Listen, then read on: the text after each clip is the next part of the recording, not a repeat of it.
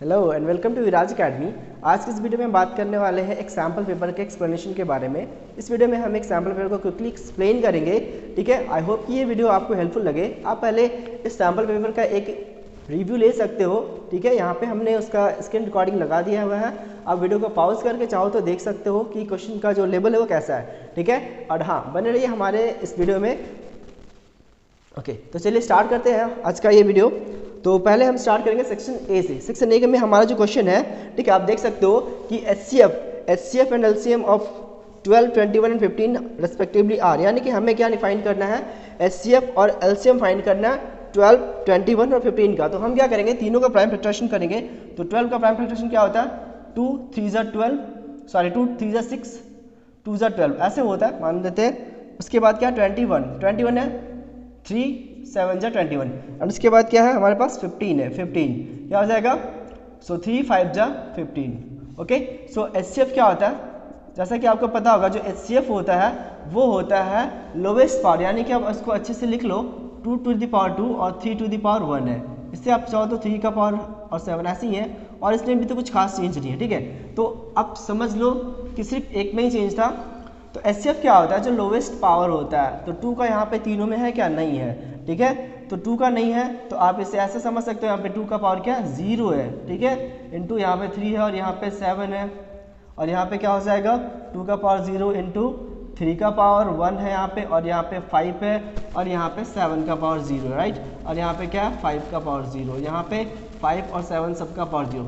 ये डिटेल में इसलिए लिख दे रहा हूँ ताकि आपको समझो कि हाँ, जो मिनिमम पावर होता है सबका वो लिखते हैं। तो अब यहाँ पे देखो, 2 का जो मिनिमम पावर क्या है वो 2 to the power 0 है, ठीक है। और 3 का जो मिनिमम पावर क्या है वो तो 1 ही है हर जगह। और उसके बाद यहाँ पे 5 का मिनिमम पावर क्या है, 5 का पावर 0 है, 7 का भी 0 है। तो कुछ नहीं यहाँ पे दोस्तों, इसका जो एचसीएफ होगा क्या हो जाएगा, सिर्फ और सिर्फ 3 होगा, ठीक है। और एलसीएम क्या हो जाएगा, एलसीएम जो होता है वो मैक्सिमम पावर का प्रोडक्ट होता है। तो यहाँ पे 2 का मैक्सिमम पावर क्या है, 2 to the power 2, 3 का क्या है, 3 to the power 1, 7 का क्या है, एक बार यूज हुआ था, तो एक बार, पहले 5 कर लेते हैं। 5 का यहाँ पे एक बार यूज हुआ तो 5, और 7 भी एक बार यूज हुआ तो 7, ठीक है। तो एलसीएम क्या हो जाएगा, 2 to the power 4, 3 5 जा 15, 15 7 जा 105, ओके 105। तो आंसर क्या हो जाएगा यहाँ पे 420, ठीक है। तो अब एचसीएफ और एलसीएम क्रमशः क्या हो जाएंगे, 3 and 420, 3 and 420 किस में है, ठीक है। तो आप देख सकते हो ये ऑप्शन नंबर डी में, ठीक है। सो ऑप्शन नंबर डी जो है वो इसका राइट आंसर होगा। ओके, बढ़ते हैं नेक्स्ट क्वेश्चन पे। तो हमारा नेक्स्ट क्वेश्चन है कि number of zeros of the polynomial px shown in the figure is। आप देख सकते हो जैसा कि यहाँ पे फिगर दिखा रहा है, यहाँ पे जो ग्राफ है वो कट कर रहा है एक्स एक्सिस को सिर्फ एक पॉइंट पे, कितने पॉइंट पे, सिर्फ एक पॉइंट पे। तो जो ये एक पॉइंट पे कट कर रहा है, इसके लिए यहाँ पे इसका जीरो क्या हो जाएगा, नंबर ऑफ जीरोज क्या आ जाएगा, 1। तो ये बहुत ही सिंपल सा है, इसका नंबर ऑफ जीरो 1 हो जाएगा। Option number B is the right answer. Okay, चलिए नेक्स्ट क्वेश्चन पे बढ़ते हैं। नेक्स्ट क्वेश्चन है हमारा, a system of linear equation is said to be consistent if it has. Okay, तो यहाँ पे सिस्टम ऑफ लीनियर इक्वेशन को हम कंसिस्टेंट कब कहते हैं, तो देखिए कंसिस्टेंट वर्ड जो यूज होता है किसके लिए यूज होता है, तो सिस्टम ऑफ लीनियर इक्वेशन। पहले अगर आपको नहीं पता कि सिस्टम ऑफ लीनियर इक्वेशन क्या है, तो मैं यहाँ पे लिख देता हूँ, ठीक है, कि सिस्टम ऑफ, तो यहाँ पे देखिए हमारे पास दो लीनियर इक्वेशन होगा, a1x plus b1y plus c1 equals to 0 and a2x plus b2y plus c2 equals to 0। ये दो इक्वेशंस है, लीनियर इक्वेशंस है यहाँ पे, तो इन्हें हम एक सिस्टम ऑफ लीनियर इक्वेशंस कहेंगे। अब ये कंसिस्टेंट कब होगा, जब इनके पास एटलीस्ट वन सॉल्यूशन हो, ठीक है। यानी कि या तो इनका एक यूनिक सॉल्यूशन हो, या फिर इनका इनफाइनाइटली मेनी सॉल्यूशंस हो। ओके, अब इनकंसिस्टेंट कब कहलाएगा, जब इसका कोई भी सॉल्यूशन नहीं होता, नो सॉल्यूशंस। ओके, तो अब ये हम देखते हैं कि ये कब होता है, यूनिक सॉल्यूशन कब होता है, जब जो ग्राफ होते हैं वो क्या होते हैं, इंटरसेक्टिंग होते हैं, ठीक है, एक पॉइंट पे। ये क्या होता है, जब यहाँ पे ओवरलैप कर जाता है, तो इसको बोलते हैं कोइंसिडेंट होना, ठीक है, एक पे कोइंसाइड कर जाएगा। ये क्या होता है, जब ये पैरेलल होता है, क्या पैरेलल होता है, ठीक है। अब यहाँ पे इंटरसेक्टिंग का क्या हमारे पास कंडीशन होता है, हमारे पास इसका कंडीशन है कि A1 by A2 equals not equals to B1 by B2। इसका कंडीशन क्या होता है हमारे पास कि A1 by A2 equals to B1 by B2 equals to C1 by C2। और इसका क्या कंडीशन है हमारे पास, A1 by A2 equals to B1 by B2 but not equal to C1 by C2। Okay, तो क्वेश्चन जो भी है, आप इसके पीछे का जो भी चीज़ है वो मैंने आपको बता दिया, आप यहाँ पे देख सकते हो, ठीक है। तो अब यहाँ पे देखेंगे कि इसका क्या आंसर होना चाहिए। बोला है यहाँ पे कि system of linear equation is consistent if it has option में है 2 सॉल्यूशंस, 1 और many solutions, no solution, exactly 1 solution. Okay, तो देखिए 2 सॉल्यूशन होना ये ज़रूरी नहीं है, एक या मेनी सॉल्यूशन हो सकते हैं, नो सॉल्यूशन और एग्जैक्टली 1 सॉल्यूशन। तो पूछा क्या गया है कि सिस्टम लीनियर कंसिस्टेंट कब होगा, ठीक है। तो जब इसके पास क्या होगा, 1 और मेनी सॉल्यूशन, 1 और मेनी सॉल्यूशन, क्योंकि एक भी हो सकते हैं और मेनी भी हो सकते हैं, ठीक है। कंसिस्टेंट में 1 भी है और मेनी भी है, तो ऑप्शन नंबर बी है जो 1 और मेनी सॉल्यूशंस। ओके, अगर ऐसा होता है तो वो क्या कहलाएगा, कंसिस्टेंट कहलाएगा, ठीक है। Are you getting? ओके, तो नेक्स्ट क्वेश्चन है कि if x square plus 5kx plus 16 equals to 0, x square plus 5kx plus 16 0 has equal roots then value of k। मतलब हमें जो px दिया हुआ है, ठीक है, हमें एक पॉलिनोमियल इन x दिया हुआ है जो क्या है हमारा, वो है x square plus 5kx plus 16, ठीक है, इक्वल्स टू 0। ये क्वेश्चन है। तो यहाँ पे दिया हमारे पास रियल रूट्स, इक्वल रूट्स है, देन हैज इक्वल रूट्स, ठीक है। Since roots are equal, roots क्या है, आर इक्वल, इसलिए हमारे पास क्या होना चाहिए दोस्तों कि जो d है यानी कि जो डिस्क्रिमिनेंट होता है वो क्या होगा, 0, यानी कि b स्क्वायर माइनस 4ac क्या हो जाएगा, 0। अब यहाँ पे देखो b क्या हमारे पास है, 5k है, तो 5k का क्या कर लेंगे, स्क्वायर माइनस 4ac, a कितना हमारे पास 1 है, यहाँ पे a coefficient of x square होता है तो 1 हो गया, और c कितना कांस्टेंट है यानी कि 16 इक्वल्स टू क्या हो जाएगा, 0। तो यहाँ देखो 25k स्क्वायर माइनस 16 4 जा 64 इक्वल्स टू 0, ठीक है। तो यहाँ से इसको उधर लेके चलते हैं, सो k स्क्वायर इक्वल्स टू 64 और ये बाई में 25 कर लेते हैं, जिसे हम यहाँ पे क्या कर लेंगे कि अभी यहाँ पे रूट डाल सकते हैं, यानी कि k square k equals to क्या होगा, अंडर रूट 64 अपॉन 25। तो इसे जानते हैं प्लस माइनस क्या हो जाएगा, 8/5, प्लस माइनस 8/5।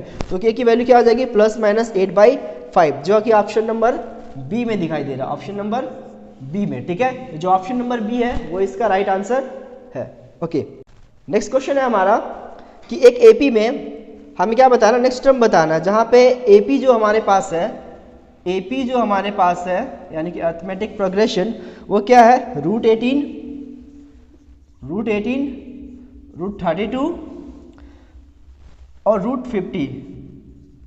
तो क्वेश्चन है कि the next term of this is what. Okay, तो सबसे पहले हम इस एपी को एक बार चेंज कर लेंगे। रूट 18 को हम क्या लिख सकते हैं दोस्तों, under root 2 into 3 into 3, right. इसे क्या लिख सकते हैं, 2 इंटू 2 इंटू 2 इंटू 2 इंटू 2, ऐसे करके, ठीक है। इसे क्या लिख सकते हैं, अंडर रूट 2 इंटू 5 इंटू 5। अब यहाँ से देखो पेयर बनेगा, 3 बाहर आएगा, यहाँ पे क्या आएगा, ऐसे ये बाहर आएगा और यहाँ पे ये बाहर आएगा, मतलब यहाँ पे आप देख सकते हो क्या हो जाएगा, this is 3 root 2, this is 2 2 जा 4, 4 रूट 2 ये हो जाएगा, और ये क्या हो जाएगा 5 रूट 2। ओके, तो आप यहाँ से क्लियरली देख पा रहे हो 3 रूट 2, 4 रूट 2 और 5 रूट 2। तो नेक्स्ट टर्म क्या हो जाएगा, नेक्स्ट टर्म हमारा क्या हो जाएगा, next term equals to 6 root 2, क्या हो जाएगा 6 रूट 2। वैसे ये तो डायरेक्टली भी बोले, अभी यहाँ पे क्या होगा, हमें डी निकालना होगा पहले, ये तो डायरेक्टली आंसर आ गया। आंसर आप चाहो तो जो आंसर है वो 6 रूट 2 किस में है वो, तो अभी 6 रूट 2 तो एग्जैक्टली नहीं पता कि कैसे होगा, तो 6 रूट 2 को हम कैसे लिखेंगे, देखो, तो 6 रूट 2 को हम लिख सकते हैं 6 2 के अंदर 6 टाइम्स 6, क्योंकि 6 बाहर है, इसे हम 2 बार करके अंदर लेके जा सकते हैं, ठीक है। और यहाँ पे क्या आ जाएगा, 6 6 जा 36, 6 2 जा 72, तो अंडर रूट क्या हो जाएगा 72। This will be the right answer, ठीक है, अंडर रूट 72, जो कि ऑप्शन नंबर ए में है। अच्छा हाँ, तो द पॉइंट्स, अब नेक्स्ट क्वेश्चन है हमारा, the points P Q R, तीनों का कोऑर्डिनेट दिया हुआ है, are the vertices of a triangle which is. अब यहाँ पे ट्राइंगल का हमें टाइप बताना है, ठीक है, ट्राइंगल क्या बताना है हमें, टाइप है। तो हम सबसे पहले क्या करेंगे, यहाँ पे इस तरह से एक ट्राइंगल ड्रॉ कर लेंगे, ठीक है। इस ट्राइंगल में जो पॉइंट पी है, पॉइंट क्यू है और पॉइंट आर है, ठीक है। तो इन तीनों का कोऑर्डिनेट दिया हुआ है, पॉइंट क्यू का कोऑर्डिनेट क्या दिया हुआ है 0,6, पॉइंट क्यू का क्या है -5,3 और पॉइंट आर का क्या है 3,1। ओके, ऐसे करके एक ट्रायंगल, हम इस ट्रायंगल का टाइप बताना है, ठीक है।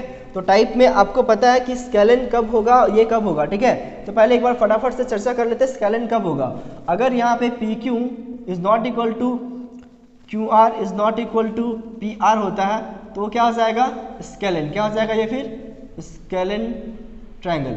लेकिन वही अगर P Q equals to Q R equals to P R हो जाएगा तो ये क्या हो जाएगा इक्विलैटरल।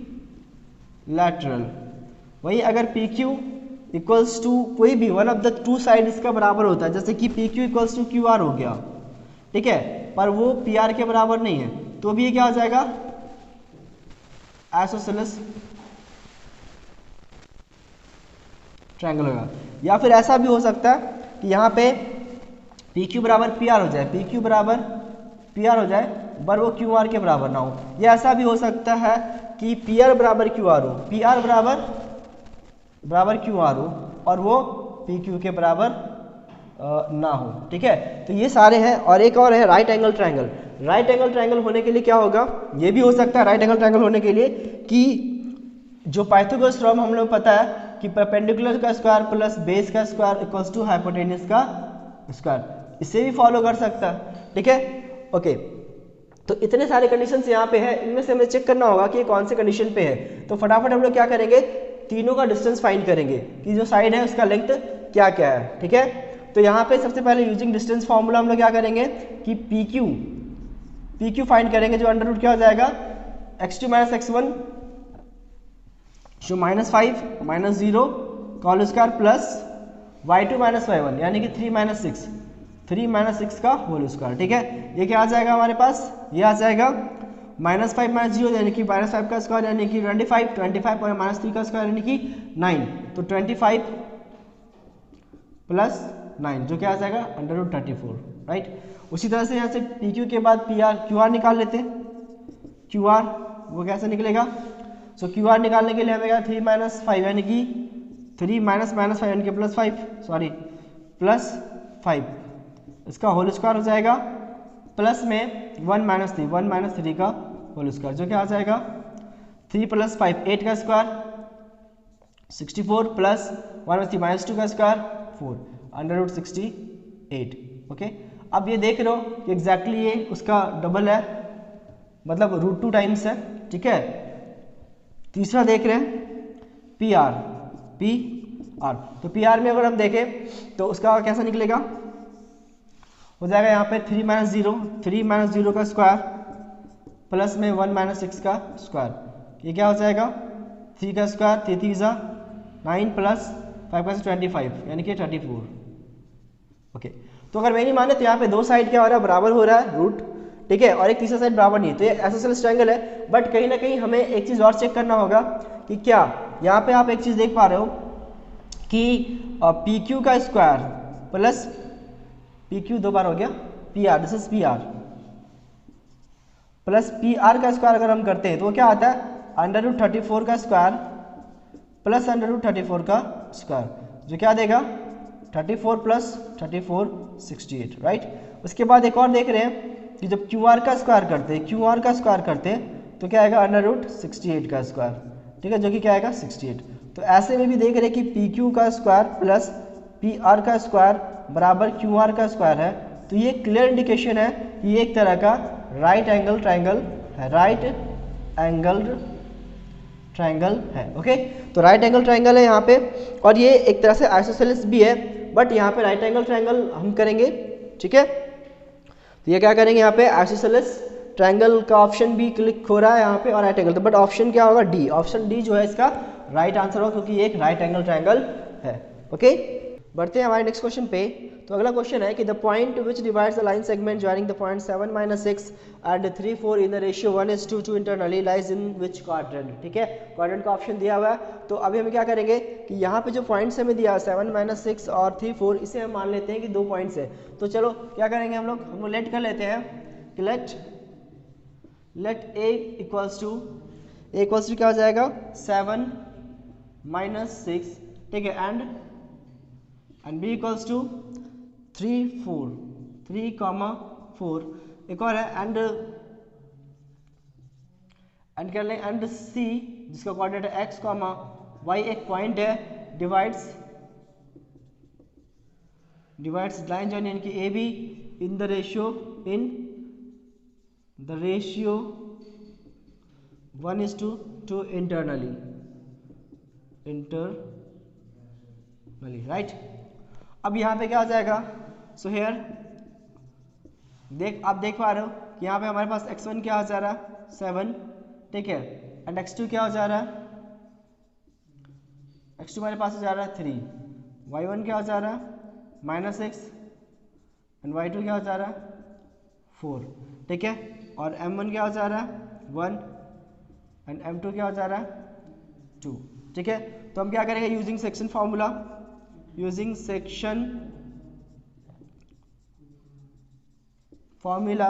ठीक है, हम दोनों को एक साथ फाइंड कर सकते हैं। ओके, तो x, y जो निकलेगा हमारा तो कैसे निकलेगा m1 x2 plus m2 x1 by m1 plus m2 m1 y2 plus m2 y1 by m1 plus m2। Okay, ये दोनों कोऑर्डिनेट एक साथ निकल जाएगा यहाँ पे। तो m1 का वैल्यू कितना है 1, x2 कितना है हमारे पास 3 प्लस m2 2 है, x1 कितना है हमारे पास 7 बाई 1 प्लस 2। ओके, उसके बाद यहाँ पे हमारे पास m1 कितना है 1, y2 कितना है हमारे पास 4 प्लस m2 कितना है हमारे पास 4, सॉरी m1 लेना है अब हमारे पास, तो y2 2 है, सॉरी m2 2 है और y1 क्या -6 बाई 1 प्लस 2। ओके, चलिए अब यहाँ सॉल्व करते हैं। 3 1 3 और 7 14 17 बाई 3 यानी कि जो x y में आएगा उसमें पहला क्या आ रहा है 17 बाई 3 है। ओके, x तो पॉजिटिव आ गया, उसमें क्या आ रहा है 4 1 4 और 6 12। ये देखो 4 में 12 सब्ट्रैक्ट करना पड़ रहा है हमें, तो क्या हो जाएगा, ठीक है, आप चाहो तो इसे एक लाइन निकल सकते हो। यहाँ पे क्या हो जाएगा 3 प्लस 14 बाई 3, यहाँ पे क्या जा रहा है 4 माइनस 12 बाई 3, राइट। तो अब यहाँ पे देखते हैं 14 प्लस 3 17 बाई 3 और 4 में 12 जाता है तो -8 बाई 3 -8 बाई 3। ओके, तो ये कोऑर्डिनेट हो गया। अब इसमें आप देख रहे हो कि ये किस तरह का है, तो ये है यहाँ पे कि फर्स्ट जो है वो पॉजिटिव है x और y क्या है नेगेटिव है, ठीक है। तो अब हम जानते हैं कि एक क्वाड्रेंट में यहाँ पे ये प्लस प्लस होता है, यहाँ पे माइनस प्लस यानी कि नेगेटिव पॉजिटिव, यहाँ पे दोनों नेगेटिव और यहाँ पे क्या आता है पॉजिटिव और नेगेटिव। तो फिलहाल ये जो पॉजिटिव नेगेटिव किससे मैच कर रहा है, फोर्थ क्वाड्रेंट से। तो यहाँ इसका जो आंसर हो जाएगा वो क्या हो जाएगा, फोर्थ क्वाड्रेंट हो जाएगा, जो कि ऑप्शन नंबर किस में है, option number D. Okay okay, बढ़ते हैं नेक्स्ट क्वेश्चन पे। तो हमारा नेक्स्ट क्वेश्चन है in the given figures the measures of angle D and F R respectively, यानी कि हमें जो दो ट्रायंगल दिखे उसमें एंगल डी और एंगल एफ के मेजर्स दिए हुए हैं, सॉरी मतलब निकालना है, ठीक है। D and F R respectively क्या क्या होगा, ऑप्शन 4 हमें गिवन है, ठीक है। हमारे पास जो ट्रायंगल्स आप देख रहे हो, तो पहला जो ट्रायंगल ए बी सी है, ठीक है, उसमें दिखाया है कि दो 30 एंड 20 है, और दूसरे ट्रायंगल में एक एंगल ई है वो 130 डिग्री। लेकिन यहाँ पे कुछ वैल्यूज दिया हुआ है, क्या दिया हुआ है हमें, तो हमारे पास क्या क्या वो लिख लेते हैं, वी हैव, ठीक है, ए बी इक्वल्स टू कितना है, ये अभी शॉर्ट में सॉल्यूशन करेंगे क्योंकि एमसीक्यूज है।